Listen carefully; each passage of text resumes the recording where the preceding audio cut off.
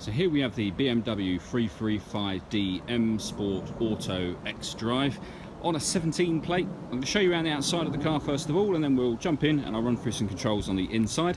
As you'll see from the outside, we've got those 19-inch M Sport alloys, tinted windows around the rear. Let's start off inside the boot and then work our way around the rest of the car from there. Before I open the tailgate, you'll notice this car's got reversing sensors in the bumper there and those twin exhaust pipes. We've also got front sensors and a reversing camera, which I'll show you in a moment. The opening of the tailgate is done by a simple push of that button on the key, and it'll open electronically.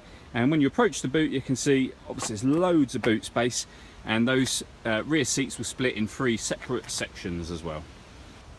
Okay, so we're just going to continue our way back round to the front of the car now, before I hop in and run through a few controls on the inside. But now that we've done a full circle of it, you can see not only is it in great condition, but Estral Blue is a fantastic colour for this car. It looks really, really good.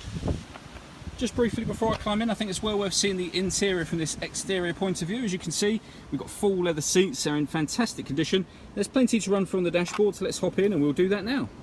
Okay, so we're going to start with the dials. We've got the fuel gauge on the far left, followed by the speedometer, then the rev counter, and then the oil temperature gauge, with the trip computer in the middle there displaying the total miles on this car, which are 1,520.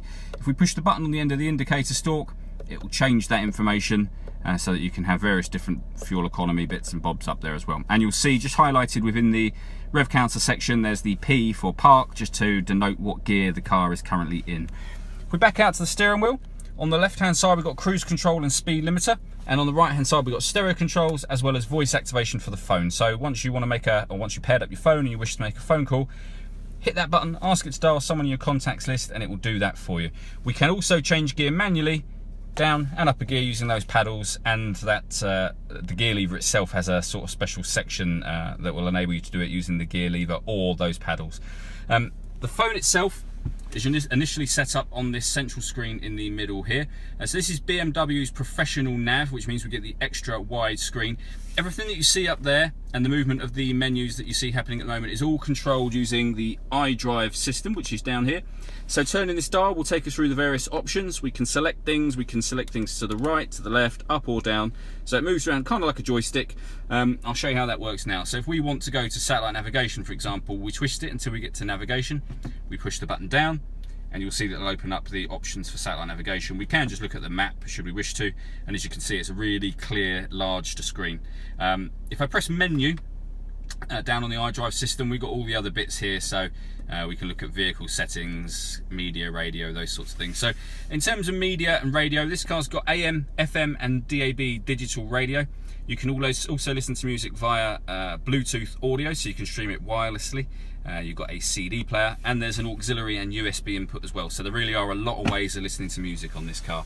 If we work our way down, you can see the CD player just there, and then beneath that we've got the climate control. So if we turned it on by operating the fan speed just there, we can control the temperature on the right and left hand sides of the car independently.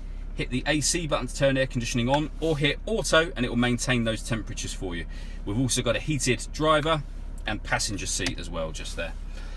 Beneath that we've got the gear lever, so fully automatic. As I mentioned before, we've got the paddles so you can change manually. You can also use the shifter itself here, so you can go down to D, shift it across to the left, then you can go up a gear, down a gear, or use the paddles should you wish to. To the right hand side of that, we can turn off the traction control. We can then change the setup of the car, so we can put it in Eco Pro mode, Comfort, which is where it is now, or Sport mode, and that will change the setup of the way the accelerator pedal reacts and the steering, so the steering wheel will become firmer in Sport mode, for example. You can then turn on the front parking sensors from here. While we're on the subject of parking sensors, if we pop the car into reverse, and I'll show you on the screen, we have the full colour camera on the right hand side just there. So really fantastic, very, very clear image, really, really easy to use. Lastly, in the central armrest here, we got an auxiliary and USB input for connecting devices to listen to music. All that leaves me to say is thank you for taking the time to watch this video. If you'd like to come and see the car in person and have a test drive, feel free to give any of our MJA sites a call. We'd love to hear from you soon.